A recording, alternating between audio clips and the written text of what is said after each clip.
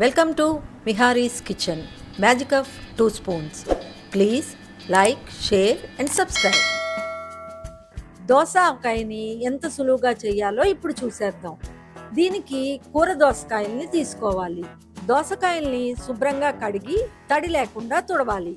సగానికి కట్ చేసి మధ్యలో గింజల్ని తీసేసి చేదు ఉందా లేదా చూసుకొని తొక్కతోనే చిన్న ముక్కలుగా కట్ చేయాలి. దోసకాయ పచ్చడి చేయడానికి ఇంగ్రీడియంట్స్ కొలత ప్రకారం వేయాలి. నేను ఏ కొలతతో వేసానో మీకు చూపిస్తాను. ఈ పచ్చడికి కొలత గురించి నేను కప్పు తీసుకున్నాను. పచ్చడి కలపడానికి ఒక బౌల్ తీసుకుని 2 కప్పుల కట్ చేసిన దోసకాయ ముక్కలు, 1 కప్పు కారం, 1/2 కప్పు ఆవు పిండి, ఆవు పిండిలో సగం ఉప్పు వేసి అన్ని ఇంగ్రీడియంట్స్ బాగా కలిసేలాగా కలపాలి.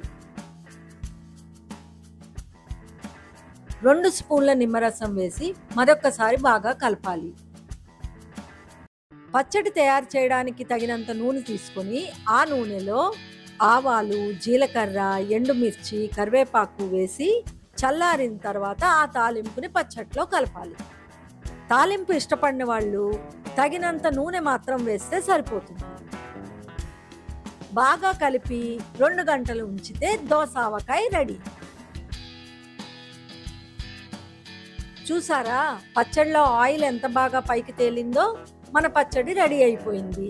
ఈ పచ్చడిని ఇన్స్టెంట్ గా చేసుకుంటాం గనక తక్కువ క్వాంటిటీలో చేసుకుంటే ఫ్లేవర్ చాలా బాగుంటుంది. ఎక్కువ క్వాంటిటీ చేసుకోవాలనుకునే వాళ్ళు ఎయిర్ టైట్ కంటైనర్లో వేసి ఫ్రిడ్జ్ లో ఉంచితే ఫ్లేవర్ అలాగే ఉంటుంది. ఇదిగోండి దోసకాయ రెడీ అయిపోయింది. వేడివేడి అన్నంతో దోసకాయ నెయ్యి వేసి కలుపుకొని తింటే ఆ రుచే వేరు.